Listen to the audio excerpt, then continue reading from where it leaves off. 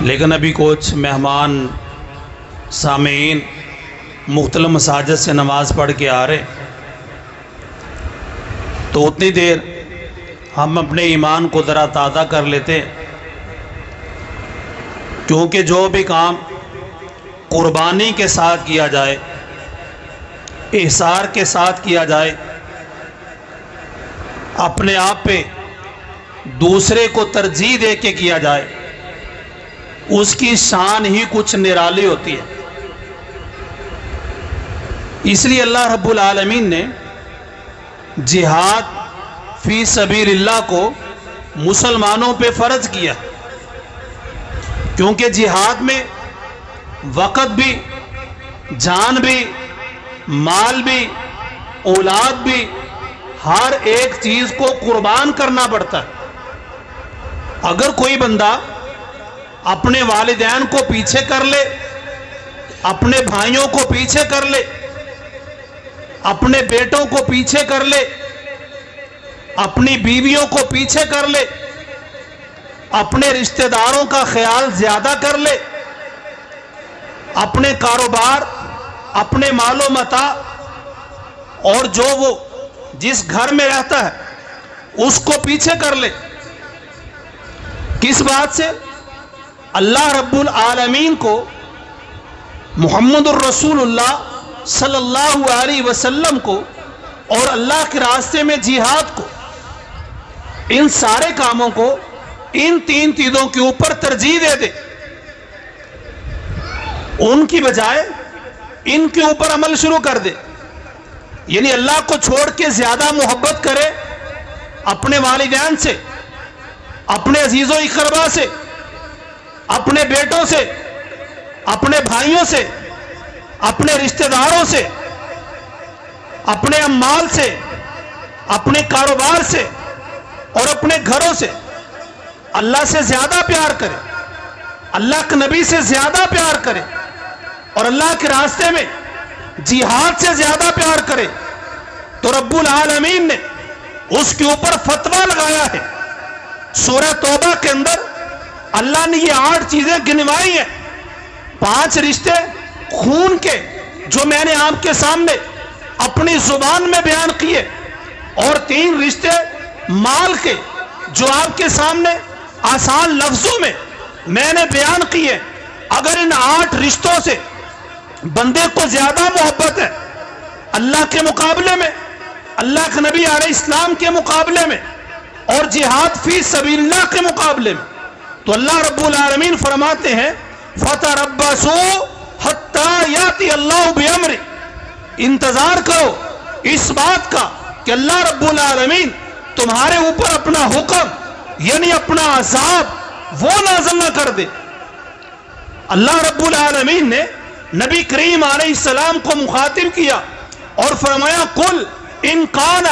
آبَاؤُكُمْ وَأَبْنَاؤُكُمْ وَإِخْوَانُكُمْ وَأَزْوَاجُكُمْ وَعَشِيرَتُكُمْ وَأَمْوَالٌ اقْتَرَفْتُمُوهَا وَتِجَارَةٌ تَخْشَوْنَ كَسَادَهَا وَمَسَاكِنُ تَرْضَوْنَهَا أَحَبَّ إِلَيْكُمْ مِنَ اللَّهِ وَرَسُولِهِ وَجِهَادٍ فِي سَبِيلِهِ فَتَرَبَّصُوا حَتَّى يَأْتِيَ اللَّهُ بِأَمْرِهِ وَاللَّهُ لَا يَهْدِي الْقَوْمَ الْفَاسِقِينَ۔ اللہ کہتا میں ان فاسق لوگوں کو ہدایت نہیں دیتا۔ نبی کریم علیہ السلام کو لے لے، آپ علیہ السلام کی 13 سالہ زندگی مکہ کی، آپ علیہ السلام کی 10 سالہ زندگی مدینہ النبی کی، اور یہ 23 سالہ نبوت والا آپ کا جو دور تھا، اس دور میں اگر آپ دیکھیں گے تو آپ کو قربانیاں نظر آئیں گی،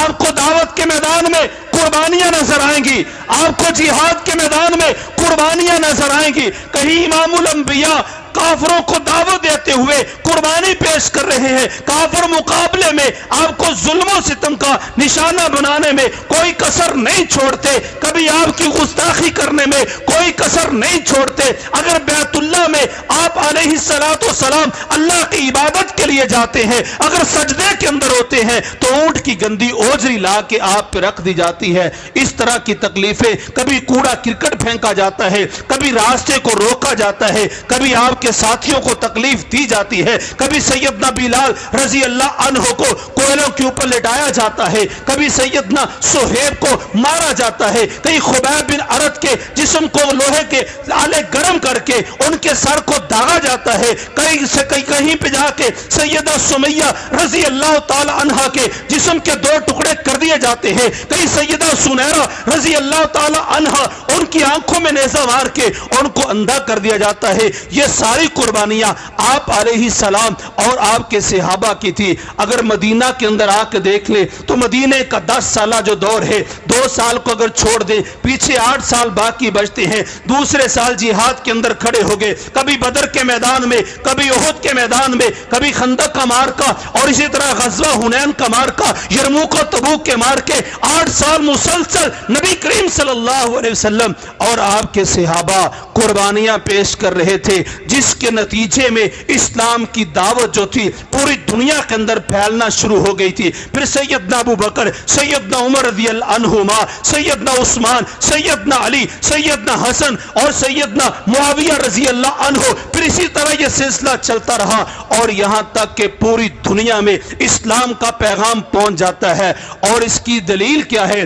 خلیفہ ہارون الرشید بغداد کے اندر بنو عباس کا خلیفہ تھا، اپنے محل سے باہر نکلتا ہے، آسمان پہ بادل کو دیکھتا ہے اور بادل بارش برسانے کے موڈ میں تھا، لیکن بادل آگے گزر جاتا ہے۔ خلیفہ ہارون الرشید کیا کرتا ہے؟ تاریخی واقعہ ہے، بادل کو مخاطب کر کے کہتا ہے اے بادل جا، تو جا کے دنیا کے جس مرضی کونے کے اندر جا کے برس لے، اگر زمین کافر کی ہوگی تیرے پانی سے جو فصل تیار ہوگی اس کا خراج اور ٹیکس جو ہے میرے بغداد کے اندر آئے گا، اگر زمین مسلمان کی ہوگی تو اس کا عشر اور زکوٰۃ جو ہے وہ میرے بغداد کے اندر آئے گا۔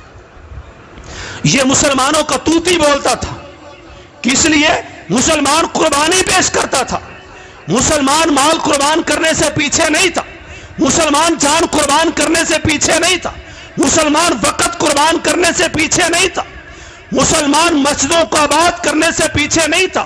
مسلمان قرآن و سنت کا علم حاصل کرنے سے پیچھے نہیں تھا۔ اللہ کی توفیق سے اسی راستے کو آپ کی جماعت نے منتخب کیا ہے اور اس کو چنا ہے۔ پروفیسر حافظ محمد سعید حافظ اللہ تعالی نے اس راستے کا انتخاب کیا ہے، دعوت کا منج دے کے، جہاد کا منج دے کے، خدمت پہ لوگوں کو کھڑا کر کے اللہ کی توفیق سے پورے ملک کے اندر ہی نہیں پوری دنیا کے اندر اس بات کا سکہ منوایا ہے کہ مسلمان میدان میں کھڑا ہو جائے اس کو کوئی شکست نہیں دے سکتا۔ مسلمان رب کی رضا کے لیے اگر خدمت کے میدان میں کھڑا ہو جائے تو اس سے بڑی کوئی خدمت کرنے والا نہیں ہے۔ مسلمان اگر سیاست کے میدان میں کھڑا ہو جائے تو اس سے اچھا کوئی سیاست دان نہیں ہے، کیونکہ مسلمان کی سیاست، مسلمان کی دعوت، مسلمان کا جہاد لقد کان لکم فی رسول اللہ اسوۃ حسنہ ہے، اس سے پیچھے ہٹکے نہیں۔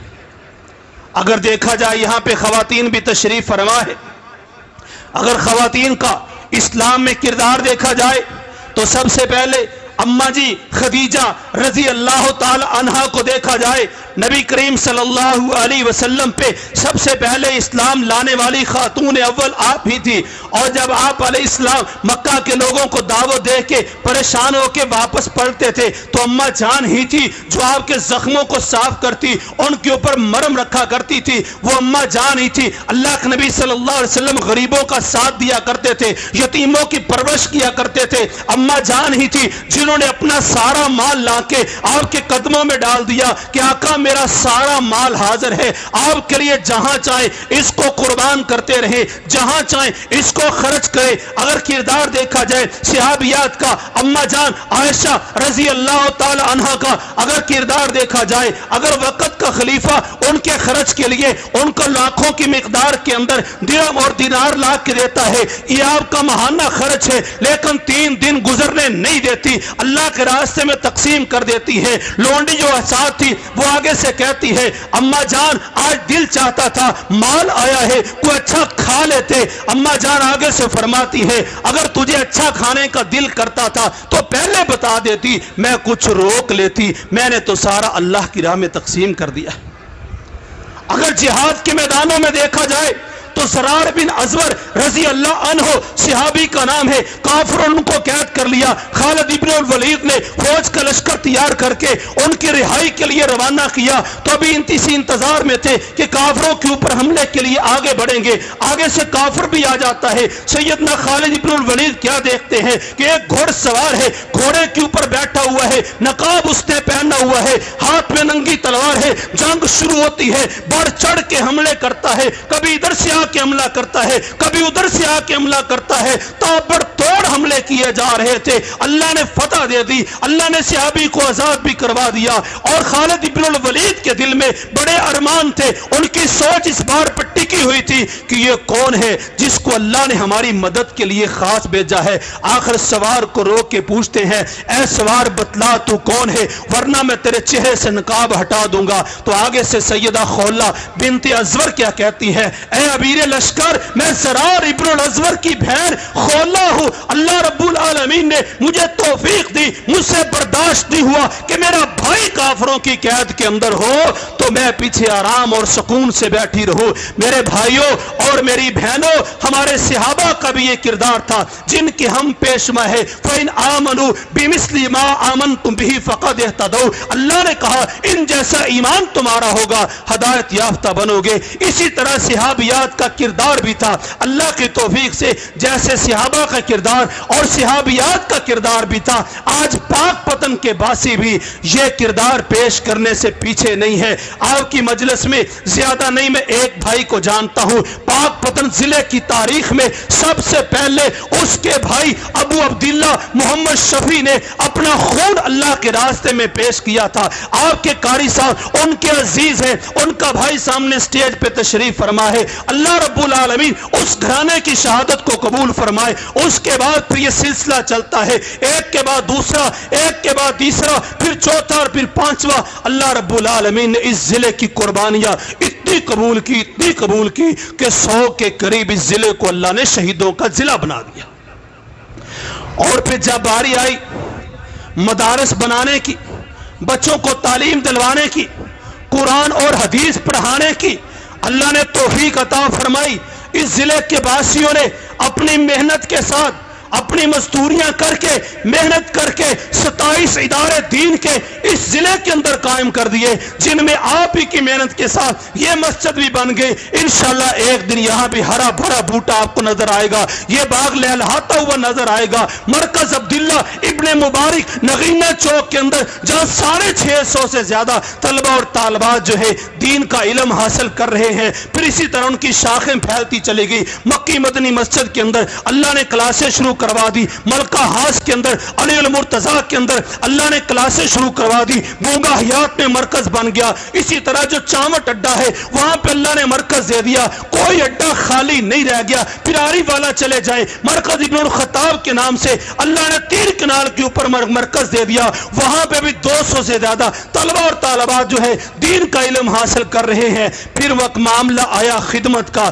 اللہ کی توفیق کے ساتھ کہیں پہ زلزلہ آ جائے، کہیں پہ سیلاب آ جائے، کہیں پہ قدرتی آفت آ جائے، آپ جو ضلع پاک پتن کے لوگ ہیں کسی سے پیچھے نہیں ہے، نہ مائیں پیچھے، نہ بہنیں پیچھے، نہ آپ بھائی پیچھے۔ جب یہ سیلاب آیا پچھلے سال تو آپ لوگوں نے 45 دن اللہ کی توفیق سے جماعت کے اوپر اعتماد کر کے آپ نے خرچ کیا، جماعت نے آپ کی امانتوں کو سیلاب کے اندر ڈوبے ہوئے لوگوں کے اوپر 45 دن کھانا پکا کے اللہ کی توفیق سے تقسیم کیا ہے۔ پاک پتن انشاءاللہ ایک دن آئے گا، سارا پاک پتن ضلع توحید کا گہوارہ بن جائے گا۔ انشاءاللہ یہ شمع پھوٹے گی، پوری دنیا میں انشاءاللہ کتاب و سنت کا راج ہوگا، اور آپ کی اللہ ان کوششوں اور محنتوں کو اللہ قبول فرما لے۔ اب تشریف لاتے ہیں محترم جناب فضیلت الشیخ محمد یوسف ربانی صاحب، آپ کے سامنے کتاب و سنت کا وعد فرماتے ہیں